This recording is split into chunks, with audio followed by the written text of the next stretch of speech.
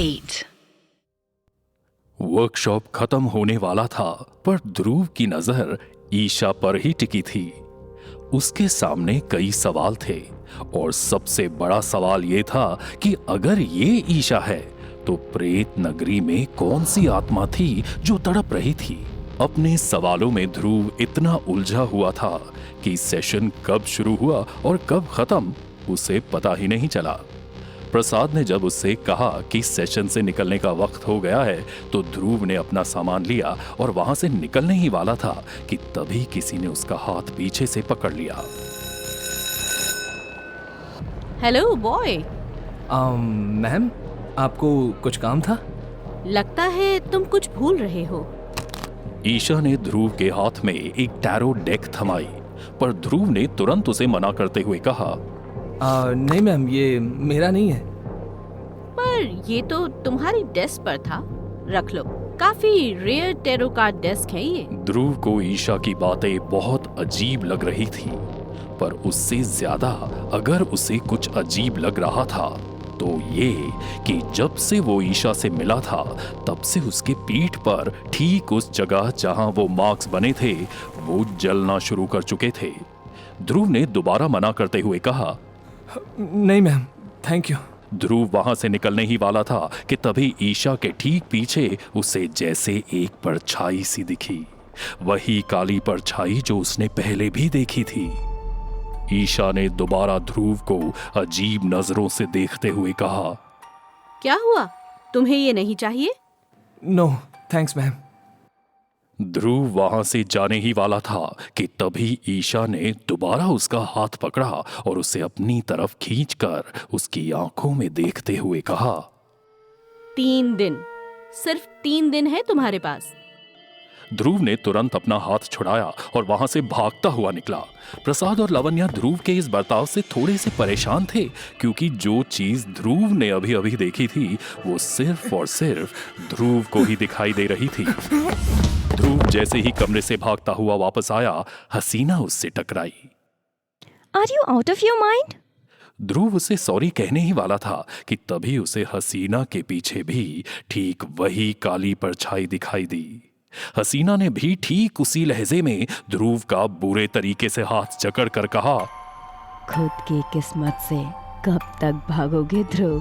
ध्रुव इससे पहले अपना हाथ छुड़ाकर वहां से भाग पाता, उसके ठीक सामने कॉरिडोर जैसे बिल्कुल बदल सा गया। उसकी आंखों के सामने लाइन से कई फंदे आसमान पर एक साथ लटक रहे थे। हसीना ने अपनी अजीब सी आवाज में कहा, वो तुम्हारे पीछे हैं, वो तुम्हारे पीछे हैं, माय हैंग्ड मैन। ध्रुव डरते हुए पीछे मुड़ा तो उसकी आंखें फटी की फटी रह गई। ध्रुव को किसी ने पैरों से लटका रखा था, उसकी आंखें बाहर की तरफ निकली हुई थी, चेहरा पूरी तरह से लाल।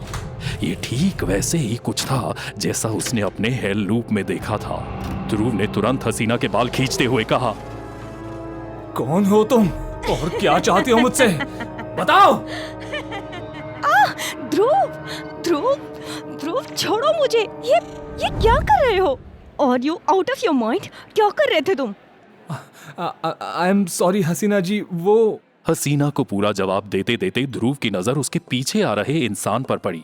उस लड़के के चेहरे पर ठीक वैसी ही अजीब सी मुस्कान थी जैसी ईशा और हसीना के चेहरे पर उसे दिखी थी। ध्रुव खुद भी नहीं समझ पा रहा था कि उसे इतना ज्यादा गुस्सा क्यों महसूस हो रहा है, जैसे उसके कान में एक साथ कई लोग उसे कई चीजें बोल रहे थे। खुद की किस्मत से। साले क्या हुआ तुमको? ऐसे फड़फड़ा का रहे हो बे? अरे मुझे अकेले रहना है, मैं जा रहा हूँ यहाँ से। ध्रुव, ध्रुव, ध्रुव, इसको क्या हुआ है? सिर्फ 3 दिन है तुम्हारे पास। किस्मत से कब तक भागोगे? ये आवाजें बंद क्यों नहीं हो रही है?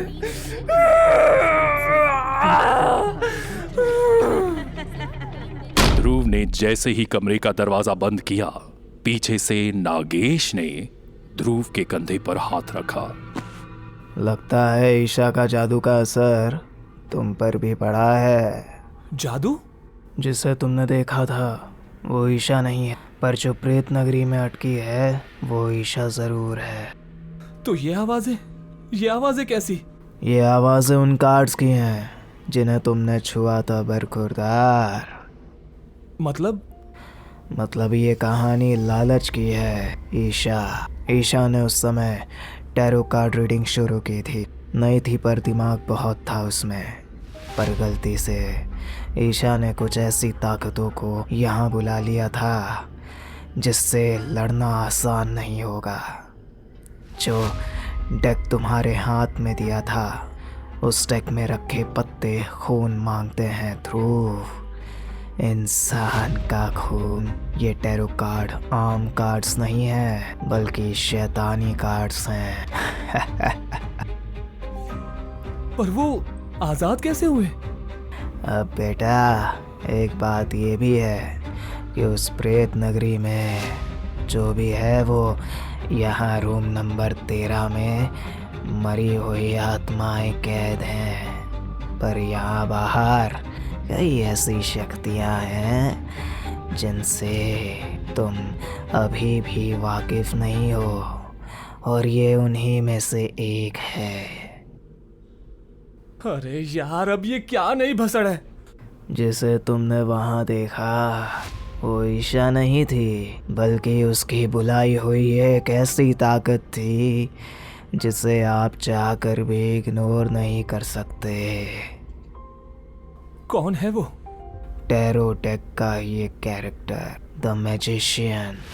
एक सेकंड, इसका मतलब है कि हर एक कार्ड अपने फंक्शन के हिसाब से मुझे दिखता है। जैसे मुझे ईशा के हेलुक में हैंग्ड मैन, डेथ और हाई प्रीस्ट दिखे थे। मैजिशियन अपने जादू से रूप बदल सकता है। पर ये सब इस दुनिया में क्या कर रहे हैं? शैतानी ताकतों का एक ही काम होता है, इंसान को उनके रास्ते से भटकाना। तो इन सब चीजों को मैं कैसे ठीक करूं गुरुजी? मैं खुद भी तो एक इंसान हूँ। इसीलिए तो तेरे कंधे पर वो ये मार्क बना पाए हैं। 3 दिन है तेरे पास ध्रुव। किस बात के 3 दिन? तुम्हारी मौत के। What? ये जो मार्क इन्होंने तुम्हें दिया है ये कोई आम मार्क्स नहीं है, ये शैतानी मार्क्स हैं। आज का दिन ख़त्म हो गया है और तुम्हारे पास सिर्फ 2 दिन है। 2 दिन में अगर तुमने ईशा का हेल लूप सॉल्व करके इन डेक के कैरेक्टर्स को मुक्ति नहीं दी तो साला, जब से ये आत्माओं के पतड़े में अटके हैं साला जिंदगी झंड हो गई है। जब देखो साला कोई ना कोई जान के पीछे पड़ जाता है। तुम्हें इसका कोई तो सोल्यूशन मिला होगा। अगर वो आत्माएं तुम्हें दिखाई या सुनाई दे रही हैं, इसका मतलब है कि तुम्हारे लिए चीजें और बेटर होंगी। हैं?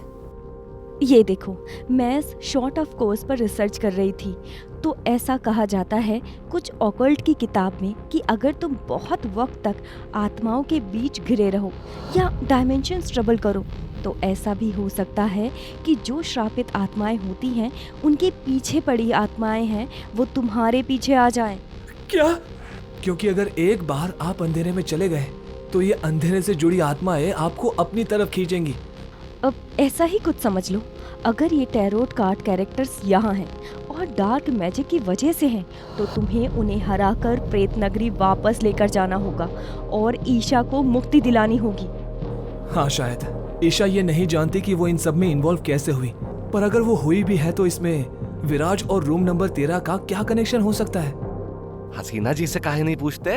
शायद उनको इनका जवाब पता हो। ठीक है, हम हसीना जी की मदद ले सकते हैं, पर याद रहे हमारे पास ज्यादा वक्त नहीं है।